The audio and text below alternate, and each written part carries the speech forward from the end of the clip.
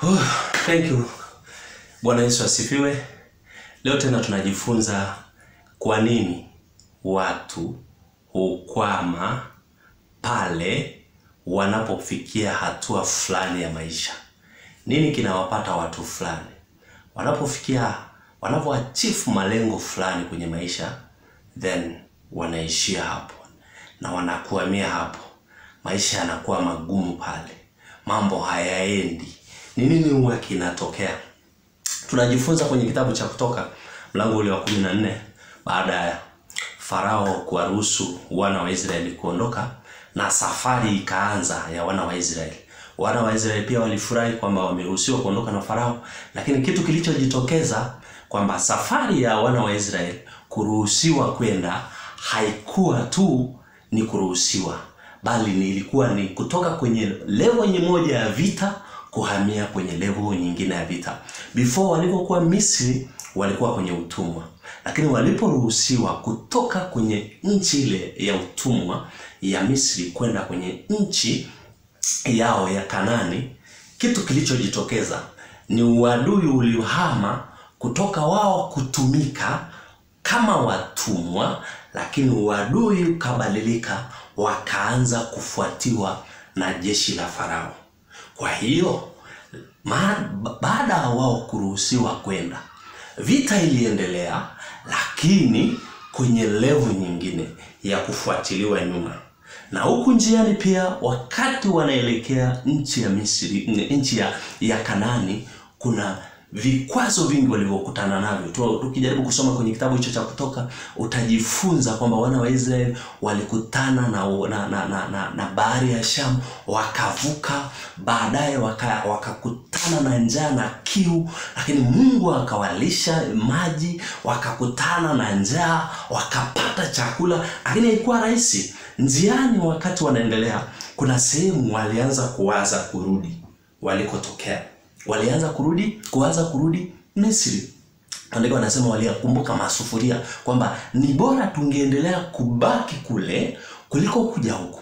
Lakini ulikuwa ukijaribu kuwauliza walivyokuwa wanafanya ile mission ya kuruhusiwa kwenda nchi ya Kanaani, lazima kila mmoja ulikuwa ukimuuliza anasema laiti itokee siku moja turuhusiwe na Farao kwenda, itakuwa shangwe. Lakini walipoingia pale, walipoona kwamba wanafuatiwa, mbele kuna bahari, wakaanza kulalamika. Walipopita kwenye bahari, baadaye njaa, kiu ilianza, wakaanza kulalamika, tungejua tusingekuja, tunakuja kufia jangwani. Kwa hiyo hawakuwa pia tayari na gharama iliyoko kwenye safari husika, kwamba wao walifikiri kwamba wakiruhusiwa mambo yameisha, biashara ya ugumu na changamoto imeisha. Leo hii tunakutana nayo kwenye maisha ya kawaida kabisa, ya kwamba mtu fulani anavyotamani, aidha ametoka kumaliza masomo.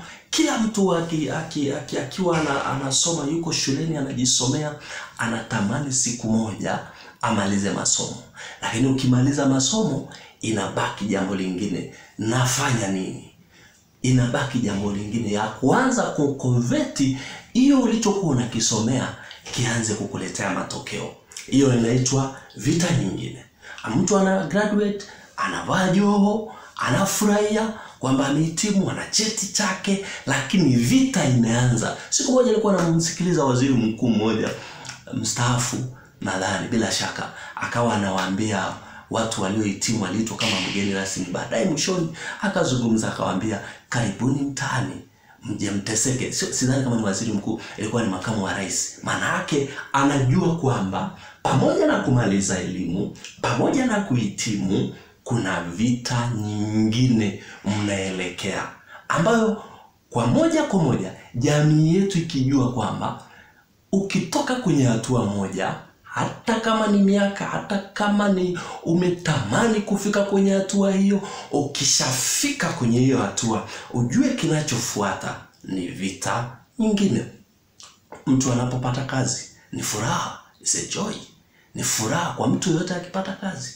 Lakini ukisaini mkataba, maana yake unatakiwa uanze kutumikia huo mkataba. Watu wengi wanafikia wanatafuta kazi, anaipata, anasaini mkataba, lakini kwenye kutumika kwenye huo mkataba unakuwa kazi. Kama ambavyo tunaona kwenye maeneo ya kazi, watu wanasukumwa, mambo yanakuwa ni magumu, mtu anailaumu kazi kila siku. Unajua kwa nini? Alihisi kwamba akishapata kazi mambo ni barabara. No, kwenye kazi kuna gharama pia ambayo unatakiwa ulipe wa ule mkataba uliousaini.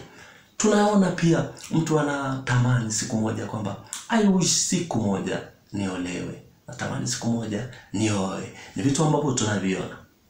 Na mtu anafunga harusi yake kubwa, anaanza safari ya ndoa, lakini kufika pale juu sio kazi, lakini ni kusimama na kujua kwamba I'm going to start a new journey.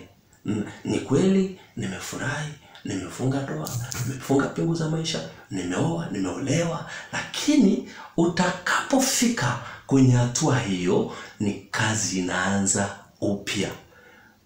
Kwa nini ndoa inafeli? Inafeli kwa sababu mtu anajua, ukishamaliza, ukishafunga ndoa, umefika. Ndio maana tunaona hata kwenye mtandao, tunaona mtu akitoka amefunga zake ndoa, utaona hicho kidole hicho kinafanywa hivi. Muone, yeye anaona kwamba kashafika. Baada ya muda hajui kwamba karibu kwenye ndoa tuhusike kutatua changamoto, tuhusike kutatua changamoto. Manake unapofika kwenye ndoa, manake kuna kazi nyingine inapaswa kuwepo huko. Na kama umeingia na ujui kwamba I am going to another journey, nimetoka kwenye hatua ya kuwa bachelor, nimetoka kwenye hatua ya kwa sijui nikapera, mimi sijui, lakini nimetoka kwenye hatua hii, then naenda kwenye hatua nyingine ambayo inahitaji knowledge, ambayo inahitaji kuwajibika, ambayo ina changamoto, na hizo changamoto inawezekana ikawa within you, inawezekana without you pia. Kwa hiyo achievement moja inakuandaa wewe kwenda kwenye hatua nyingine ya mapambano. Kuna mtu anaweza akafanikiwa, labda amefungua kampuni ya kwake kabisa, amepambana kweli hapa katikati, amepanda, ameshuka, amefanya kile na kile, amefuata procedure zote, then amefanikiwa kufungua kampuni. Manake you are going to a new war. Unaenda kwenye vita nyingine mpya ambayo hukuwahi kuiexperience. Ukifika kwenye hiyo biashara, by the way umefungua, by the way umefanya sherehe, by the way umefanya vitu vyote, lakini moment unapoanza kuanza hiyo biashara au kwenda kuanza hiyo kampuni, kuna vita mpya ambayo hukuwahi kukutana nayo, hukuwahi kuiona, hukuwahi kuexperience, mpaka unasema kwamba mimi nilijua kwamba siku nikianza kampuni mambo yatakuwa yameenda, nitakuwa CEO. No, kuwa CEO ni majukumu, ni gharama. Kwa hiyo kitakachofanya kampuni ianguke ni utayari wako wa kutokujua kwamba nitakapofungua kampuni hii is a beginning of a new journey. Ni mwanzo wa safari mpya ambayo sikuwahi kuipitia kwenye maisha yangu, sikuwahi kuanza kabisa. Kwa hiyo kinachosababisha mtu anafika kwenye ndoa mambo yanagoma, kwanza hakujua kwamba anaenda kwenye sehemu ambayo hatapimwa. Kutakuwepo na kipimo, na kipimo hicho hakiwezi kuwa chepesi. Sometimes it may be harder, kwa sababu kitu kikiwa pia ni cha kimungu, vita yake ni ya juu sana. Tumejifunza kwenye kitabu cha Kutoka kuhusu wana wa Israeli, nini kimewapata wakiwa jangwani, vitu gani wamepitia, ambayo leo hii kwenye maisha ya kwetu pia tukiyapitia ya aina hiyo tunalia sana. Tunasema ningejua, nisingejaribu, ningejua kwenye hii ndoa nisingeingia.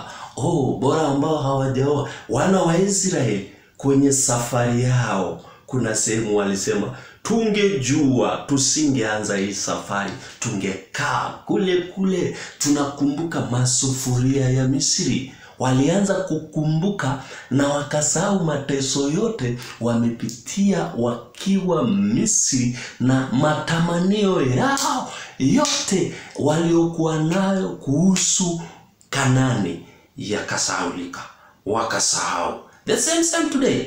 Kijana kama mimi, kama wewe, umetamani siku moja, natamani kuoa, natamani kuwa na mke, natamani kama ni mwanamke natamani kuolewa, it's my willing. Umepiga magoti mara ya kwanza, umepambana kama Waisraeli walivyopambana, umefanya kile na kile, umefanya mifungo. Mungu alivyo ajabu, kakupa mwenza, ukajua the journey is over. Then kwenye harusi tunayo hatuna. It is a beginning of a new journey. It is a beginning of a new journey. Sisemi kwamba mtu anapoenda kwenye jambo fulani, mfano umetoka kwenye bachelor unahamia kuolewa, sisemi kwamba siku hiyo you become very sad guy. Oh jamani, naenda kwenye no. Hata wana wa Israeli waliporuhusiwa, they was happy, walikuwa na furaha, walikuwa na bashasha, lakini kitu kimoja wamesahau, na kile walichokisahau ndicho kilichowatatanisha. Kile walichokisahau ndicho walichokitatanisha, kilichowatatanisha. Ukiwa hauko ready kwa jambo fulani, alafu jambo hilo hata kama ni la kawaida namna gani likaja, it is very strange thing. Itakuwa ni kitu cha ajabu, kitakutisha. Unajua kwa nini? Sio uzito wa jambo.